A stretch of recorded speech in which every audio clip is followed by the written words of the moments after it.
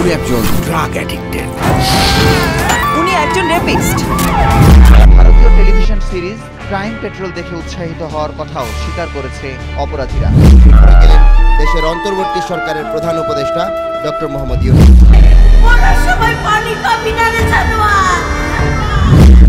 প্রথম দ্বিপাক্ষিক বিদেশ সফরে চীনা প্রেসিডেন্টের পাঠানো বিশেষ বিমানে চেপে চীনের উদ্দেশ্যে তিনি ঢাকা ত্যাগ করেন। ভয়ঙ্কর চক্র গড়ে তুলেছিল ডাকাত দলনেতা বাসির মোল্লা। কৌশলগত নিরাপত্তা এবং সামরিক খাতে অর্জনের বিবেচনায় এই সফর খুবই গুরুত্বপূর্ণ ভূমিকা রেখেছে। দর্শক, আজকে এই ভিডিওতে দুটি বিষয় নিয়ে কথা বলবো। প্রথম যে বিষয়টি নিয়ে কথা বলবো সেই বিষয়টি হলো আমাদের বাংলাদেশের ডক্টর মোহাম্মদ ইউনূস কেন চীন সফরে গেল। আর ডক্টর মোহাম্মদ ইউনূস চীন সফরে যাওয়ার পর ভারতীয় মিডিয়া একের পর এক বাংলাদেশের বিরুদ্ধে প্রোপাগান্ডা ছড়াচ্ছে। দ্বিতীয় হলো আমাদের বাংলাদেশে ফিল্ম ইন্ডাস্ট্রি নাটক ফিল্মের কারণে আমাদের যুব সমাজের কতটা ক্ষতি হয়েছে সেই বিষয় নিয়ে কথা বলবো। এই দুটি বিষয় নিয়ে কথা বলার পূর্বে একটি কথা বলতে চাই, যারা এখন আমাদের এই চ্যানেল সাবস্ক্রাইব করেন অবশ্যই আমাদের এই চ্যানেলকে সাবস্ক্রাইব করবেন, আর যারা ফেসবুক পেজ থেকে দেখতে আসেন অবশ্যই ফেসবুক পেজটা ফলো করে রাখবেন। দর্শক, সর্বপ্রথম যে বিষয়টি নিয়ে কথা বলবো সেটা হলো আমাদের বাংলাদেশি ফিল্ম ইন্ডাস্ট্রির কারণে, আমাদের নাটকের কারণে আমাদের বাংলাদেশে অপরাধ বাড়ছে। যে পরিমাণ আমাদের বাংলাদেশে এখন বর্তমান অপরাধ বেড়েছে, ভায়োলেন্স বেড়েছে, ধর্ষণ বেড়েছে, সেই পরিমাণ এখন থেকে 20 থেকে 30 বছর আগে এত পরিমাণ ধর্ষণ ছিল না, এত পরিমাণ ভায়োলেন্স ছিল না, এত পরিমাণ অপরাধ ছিল না। মুভি, নাটক, ফিল্ম এবং ওয়েব সিরিজ অপরাধীরা তা থেকে অপরাধ শিখে ধরনের অপরাধে তারা জড়িয়ে যাচ্ছে। আমার কথা না, এটা আমাদের বাংলাদেশের বিভিন্ন টিভি চ্যানেলের কথা, আমাদের বাংলাদেশের বিভিন্ন নিউজ পোর্টালের কথা। মুভি এবং নাটক দেখে বিভিন্ন ধরনের অপরাধীরা অপরাধ শিখে তারা অপরাধের সাথে জড়িত হয়ে যাচ্ছে এবং তারা এটা স্পষ্টভাবে স্বীকারোক্তি জানাইছে। আরও জানাই, দীর্ঘ 20 বছর ধরে এভাবেই ডাকাতি করে আসছে তারা। ভারতীয় টেলিভিশন সিরিজ ক্রাইম পেট্রোল দেখে উৎসাহিত হওয়ার কথাও স্বীকার করেছে অপরাধীরা। ডাকাতির জন্য ভাড়া করা হতো আস্ত বাস, 10 থেকে 12 জন ডাকাতকে সাজানো হতো যাত্রী। এরপর কিছু যাত্রী তুলে করা হতো ডাকাতি। কেউ উচ্চবাচ্য করলে হত্যা করতেও দ্বিধা করতো না। ক্রাইম পেট্রোল দেখে এমন ভয়ঙ্কর চক্র গড়ে তুলেছিল ডাকাত দলনেতা বাসির মোল্লা।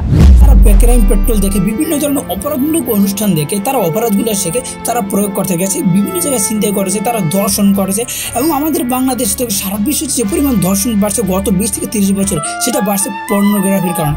পর্নোগ্রাফি দেখে বিভিন্ন মানুষ শিখে তারা ওটা বাস্তবে প্রয়োগ করতে গেলে সে সময় একা অপরাধের সাথে জড়িত হয়ে যায়। এভাবেই আমাদের বাংলাদেশ নাটক, ফিল্ম, ওয়েব সিরিজ দেখো আমাদের বাংলাদেশে যে সমস্ত মানুষরা আছে এবং উচ্চশিক্ষিত অপরাধীরা আছে সেই অপরাধের সাথে জড়িত হয়ে যাচ্ছে। অপরাধের সাথে জড়িত হওয়ার কারণে বিভিন্ন ধরনের অপরাধী আমাদের বাংলাদেশে বেড়ে যাচ্ছে এবং যতই দিন যাচ্ছে ততই আমাদের বাংলাদেশে অপরাধ বেড়ে যাচ্ছে। বিভিন্ন মানুষ বলছে আমরা সিনেমা, ফিল্ম এবং নাটক দেখি এন্টারটেনমেন্টের কারণে।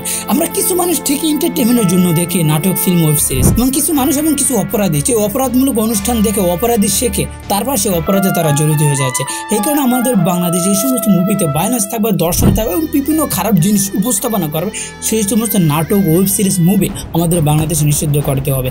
এখন থেকে 10 থেকে 20 বছর আগে আমাদের বাংলাদেশে এত পরিমাণ ভায়োলেন্স, যে পরিমাণ ভায়োলেন্স এখন ঢুকেছে, এখন থেকে 10 থেকে 20 বছর আগে যে পরিমাণ আমাদের বাংলাদেশে অপরাধ ছিল না তার থেকে কয়েক গুণ বেশি আমাদের বাংলাদেশে অপরাধ বেড়েছে, কয়েক গুণ আমাদের বাংলাদেশে দর্শন বেড়েছে এবং বিভিন্ন ধরনের হয়রানি বেড়েছে এবং চাঁদাবাজি থেকে রংবাজি সমস্ত ধরনের অপরাধ বেড়েছে। কিশোর গ্যাং থেকে শুরু করে এখন থেকে 10 থেকে 20 বছর আগে কিশোর গ্যাং কাকে বলে সেটা আমাদের বাংলাদেশের মানুষ জানতো না, কিন্তু এখন জানতে পারেছে মুভি, ফিল্ম ইন্ডাস্ট্রির কারণ বিভিন্ন মুভিতে এখন ইদানিংকালে বেশিরভাগ মুভিতেই দেখা যায় গ্যাংস্টার এবং কিশোর গ্যাং এই ধরনের বিভিন্ন জিনিস উপস্থাপন করে, যার ফলে যতই দিন যাচ্ছে ততই আমাদের বাংলাদেশের মানুষ, আমাদের বাংলাদেশের ইয়াং জেনারেশন ততই অপরাধের সাথে জড়িত হয়ে যাচ্ছে। এই সমস্ত জিনিস দেখে আর নাটক, ফিল্ম, ওয়েব সিরিজ কারা দেখে?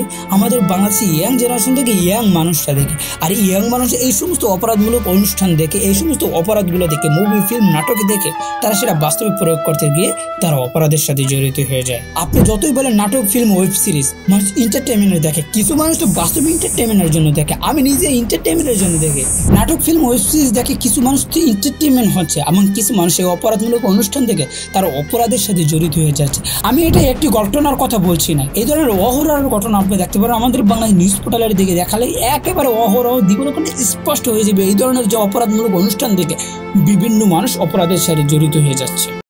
আর দ্বিতীয় যে বিষয়টি নিয়ে কথা বলবো সেটা হলো ডক্টর মোহাম্মদ ইউনূস কেন হঠাৎ করে চীন সফর করলো। আর চীন সফরে যাওয়ার পর ভারতীয় মিডিয়া একের পর এক প্রোপাগান্ডা ছড়াচ্ছে। আর প্রোপাগান্ডা ছড়াচ্ছে কাদের জন্য? তাদের জন্য তারা আমাদের বাংলাদেশের বিরুদ্ধে, আমাদের বাংলাদেশ জনগণের বিরুদ্ধে, আমাদের দেশের বিরুদ্ধে একের পর এক প্রোপাগান্ডা ছড়াচ্ছে এবং ডক্টর মোহাম্মদ ইউনূসের বিরুদ্ধে বিভিন্ন ধরনের কথা বলছে, বিভিন্ন ধরনের প্রোপাগান্ডা ছড়াচ্ছে। শুধু তারা প্রোপাগান্ডা ছড়াই এখান থেকে আমাদের বাংলাদেশের বিরুদ্ধে রীতিমতো তারা কথা বলছে। সোশ্যাল মিডিয়া থেকে শুরু করে বিভিন্ন জায়গায় আমাদের বাংলাদেশের বিরুদ্ধে তারা প্রোটেস্ট শুরু করছে। আমাদের বাংলাদেশ ডক্টর মোহাম্মদ ইউনূস চীন সফরে গিয়েছে। চীন সফরে গিয়ে সেখানে যে আলোচনা হয়েছে আমাদের বাংলাদেশ তিস্তা যে সমস্যা আছে, আমাদের বাংলাদেশের মানুষ যে সময় পানি দরকার সময় পানি দেন, আর যে মৌসুমে আমাদের পানি দরকার নেই, বর্ষার মৌসুমে আমাদের পানি বিদ্যুতের বিন্দু দরকার নেই, বৃষ্টিতে যা হয় তাতেই আমাদের হয়ে যায়, সময় আমাদের পানি দিয়ে ডুবাই দেয়। আর এইটার সমাধান করার জন্য তিস্তাতে সামনে যে বাঁধ আছে সেই বাঁধের সামনে আর একটা বাঁধ দিয়েছে ইতিহাসে, যেন তারা মন চাইলে আমাদের বাংলাদেশকে পানিতে ডুবাইতে না পারে।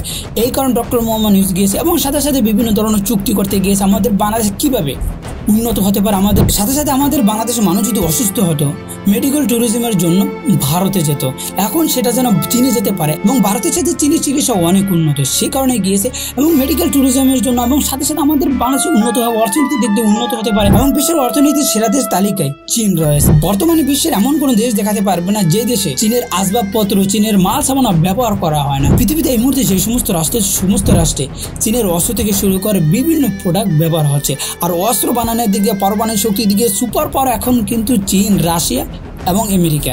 যার ফলে ডক্টর মোহাম্মদ ইউনূস এমন একটি সময় চীন সফর করেছে যে সময় বিশ্ব রাজনীতিতে দাবানলের মতো আগুন জ্বলছে এবং বিভিন্ন মানুষ বিভিন্নভাবে আমাদের বাংলাদেশে, আমার বিশেষ করে আমাদের পার্শ্ববর্তী রাষ্ট্ররা আমাদের বাংলাদেশে অস্থির করার চেষ্টা করছে। সে সময় আমাদের বাংলাদেশের প্রধান উপদেষ্টা ডক্টর মোহাম্মদ ইউনূস চীন সফর করেছে। চীন সফর করার মাধ্যমে ভারতের যে লাফালাফি, সেই লাফালাফি যেন একেবারেই বন্ধ হয়ে যায় এবং ভারতের যে সমস্ত জিনিস আমাদের বাংলাদেশ চলে সেই সমস্ত জিনিস আমরা যেন বেকআপ হিসাবে চীন থেকে নিতে পারি। চীন যেন চীনের প্রোডাক্ট আমাদের বাংলাদেশের ভিতরে ঢোকাতে পারে। যেভাবে ভারতের প্রোডাক্ট আমাদের বাংলাদেশ সর্ব জায়গায় সর্বস্থানে দখল করে রেখেছে, ঠিক তেমনিভাবে চীনের প্রোডাক্টগুলো, চীনের আসবাবপত্রগুলো আমাদের বাংলাদেশে সর্বস্থানে যেন দখল করে নিতে পারে।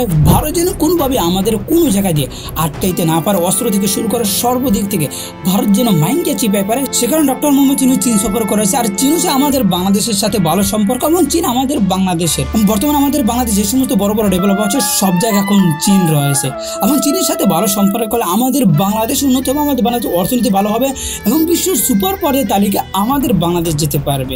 তাই ভালো থাকবেন, সুস্থ থাকবেন। এই সমস্ত বিষয় নিয়ে কথা বললাম। আমাদের বাংলাদেশ ডক্টর মোহাম্মদ ইউনূস কেন চীন সফর করেছে আর ভারতের কেন মাথা ব্যথার কারণ এই মুহূর্তে যদি ভারতের যদি মাথা ব্যথা না হয় তাহলে কোন সময় হবে? চীনের সাথে বাংলাদেশের সাথে ভালো সম্পর্ক, এটা ভারতের জন্যই তো মাথা ব্যথার কারণ।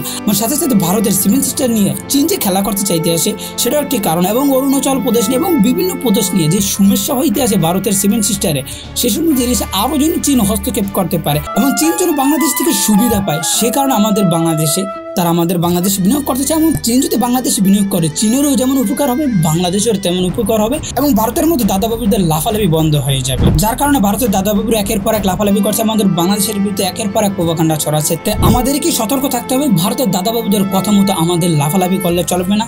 চীন সফর যেটা হচ্ছে সেটা আমাদের বাংলাদেশের মানুষের উপকারের জন্য হচ্ছে, আমাদের বাংলাদেশের অর্থনীতির জন্য হচ্ছে, ভবিষ্যতে যেন আমাদের বাংলাদেশ মাথা উঁচু করে দাঁড়াতে পারে সে কারণে চীন সফর হচ্ছে। আজুবাজু মানুষের কথায় কান না দিয়ে দেশের উন্নতি হবে কোন জায়গায় এবং দেশ কীভাবে উন্নত হবে, বিশ্ব সুপার পাওয়ারের তালিকায় যেতে পারবে, আমাদের বাংলাদেশের অর্থনীতি কীভাবে উন্নত হবে সেদিকে আমাদেরকে কথা বলতে হবে, আমাদেরকে সেটা বুঝতে হবে। তাই ভালো থাকবেন, সুস্থ থাকবেন, চ্যানেলের পাশে থাকবেন। যারা এখন পর্যন্ত আমাদের এই চ্যানেলকে সাবস্ক্রাইব করে না অবশ্যই আমাদের এই চ্যানেলকে সাবস্ক্রাইব করুন। যারা ফেসবুক পেজ থেকে দেখতেছেন অবশ্যই ফেসবুক পেজটা ফলো করে রাখবেন।